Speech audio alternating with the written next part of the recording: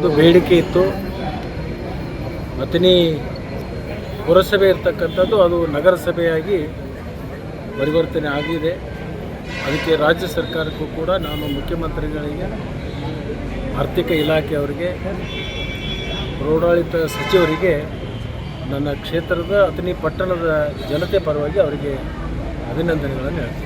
Apex ಬ್ಯಾಂಕಿನಿಂದ ಅವಕಾಶ ಏನು ತರ್ತೇನೋ ಅಂತ ಒಂದಿಷ್ಟು ನಾನು ಅಪೆಕ್ಸ್ ಬ್ಯಾಂಕ್ ನನಗೆ ಅವಕಾಶ ಅನ್ನೋದಕ್ಕಿಂತಲೂ ಅದರ ಬಗ್ಗೆ ನಾನು ಬೇಡಿಕೆಯನ್ನು ನಾನು ಮಾಡಬಾರ್ದು ಅಂತ ತೀರ್ಮಾನ ಮಾಡಿದ್ದೀನಿ. ನಾನು ಆಡಳಿತ ಮಂಡಳಿಯವರಿಗೆ ನಾನು ಅಪೆಕ್ಸ್ ಬ್ಯಾಂಕಿಗೆ ಹೋಗಬೇಕು ಅಂತಕ್ಕಂಥ ಒಂದು ವಿಚಾರ ಅಧ್ಯಕ್ಷರಿಗೂ ಕೇಳಿಲ್ಲ. ನಾನು ಅದರ ಬಗ್ಗೆ ನಾನು ಆಲೋಚನೆ ತೆಗೆದಿದ್ದೀನಿ. ಸುಮಾರು 25 ವರ್ಷ ಕೆಲಸ ಮಾಡಿದ್ದೀನಿ. ಬೇರೆಯವರು ಮಾಡಲಿ ಅನ್ನುವಂಥ ವಿಚಾರ. ಎಲ್ಲೋ ಒಂದು ಕಡೆ ಸಹಕಾರ ಕ್ಷೇತ್ರ ಲಕ್ಷ್ಮೀ ಸಹೋದರನ ಕುಗ್ಗಿಸುವಂಥ ಪ್ರಯತ್ನ ಬೇರೆಯವರಲ್ಲೂ ನಡೆದಿದೆ ಅಂತೇಳಿ ಒಂದು ಗುಮಾನಿ ಬರ್ತಾ ಇದೆ. ಮಲ್ಲಿಗೆ ಹೂವಿನ ವಾಸನೆ ಬೇರೆ ಯಾವುದೇ ಒಂದು ಗಿಡದಿಂದ ಅದನ್ನು ತೆಗೆಸ್ಲಿಕ್ಕಾಗಲ್ಲ. ಅದು ಮಲ್ಲಿಗೆ ಗಿಡದ ವಾಸನೆ ಅದು ಶಾಶ್ವತವಾಗಿ ಇರುತ್ತೆ. ಆ ವಾಸನೆ ಕಡಿಮೆ ಮಾಡಿಸ್ತಕ್ಕಂಥದ್ದು ನಿಸರ್ಗದಲ್ಲಿಯೂ ಕೂಡ ಆಗಿಲ್ಲ. ಅದ್ರ ಬಗ್ಗೆ ಯಾರು ತಲೆ ಕೆಡಿಸ್ಕೊಳ್ತಕ್ಕಂಥ ಅವಶ್ಯಕತೆಯೂ ಇಲ್ಲ. ನಿನ್ನೆ ಕೇಂದ್ರ ರಾಜ್ಯ ಡಿಕೆಶ್ವರನ್ನ ಕಂಡ್ರೆ ಅವರು ಬಹಳಷ್ಟು ಅಂದರೆ ಒಂಥರ ಹೊರಟಾಗಿರ್ತಂಥ ಸ್ವಭಾವ ವ್ಯಕ್ತಿ. ಅವ್ರನ್ನ ಭೇಟಿಯಾಗಿ ವಿಶೇಷವಾಗಿ ಅಪೆಕ್ಸ್ ಬ್ಯಾಂಕ್ದ ಚರ್ಚೆ ಆಗಿದೆ ಅಂತ ನಿನಗೆ ಹೇಳ್ರು. ಇಲ್ಲ ಅಪೆಕ್ಸ್ ಬ್ಯಾಂಕ್ ಚರ್ಚೆ ಮಾಡಿದಂತೆ ಅಂದರೆ ಸುದ್ದಿ ಆ ಥರನೇ ಹರಡ್ತಾ ಇದೆ.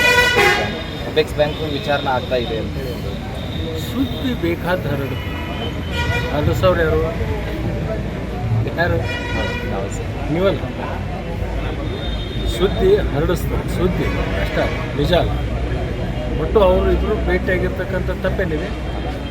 ಅವರು ಪಕ್ಷದ ಅಧ್ಯಕ್ಷರು, ಇವರು ಪಕ್ಷದ ಶಾಸಕ. ಒಂದೇ ಪಕ್ಷದಲ್ಲಿ ಇರ್ತಕ್ಕಂಥ ಸಂದರ್ಭದಲ್ಲಿ ಒಬ್ಬರಿಗೊಬ್ಬರಿಗೆ ಭೇಟಿ ಆಗಬಾರ್ದು ಅಂತಕ್ಕಂಥದ್ದು ಚರ್ಚೆ ಮಾಡಬೇಕಾಗ್ತದೆ. ಟೀಕೆ ಟಿಪ್ಪಣಿಗಳು ಸಹಜವಾಗಿ ಬರ್ತಕ್ಕಂಥ ಅದಕ್ಕೆ ನಾವು ಯಾರು ಕೂಡ ತಲೆಕೆಡಿಸ್ಕೋಬಾರ್ದು. ಅಧ್ಯಕ್ಷರು ಒಬ್ಬ ಶಾಸಕರು ಭೇಟಿ ಆದದ್ದೇನೆ ಯಾಕೆ ದೊಡ್ಡ ಸುದ್ದಿ ಮಾಡ್ತಾರೆ ಅನ್ನೋದೇ ನಮಗೆ ದೊಡ್ಡ ಪ್ರಶ್ನೆ. ಇಲ್ಲ ಈಗ ಡಿ ಕೆ ಶಿ ಅವ್ರನ್ನ ಅವರೇ ವಿರೋಧಿಸ್ತಾರೆ. ಆಯಿತು, ಕೆಲವೊಂದು ಸಂದರ್ಭದಲ್ಲಿ ಯಾವಾಗಲೂ ರಾಜಕಾರಣದಲ್ಲಿ ಶಾಶ್ವತ ವೈರನೂ ಇರೋದಿಲ್ಲ, ಶಾಶ್ವತ ಮಿತ್ರನೇ ಇರೋಲ್ಲ.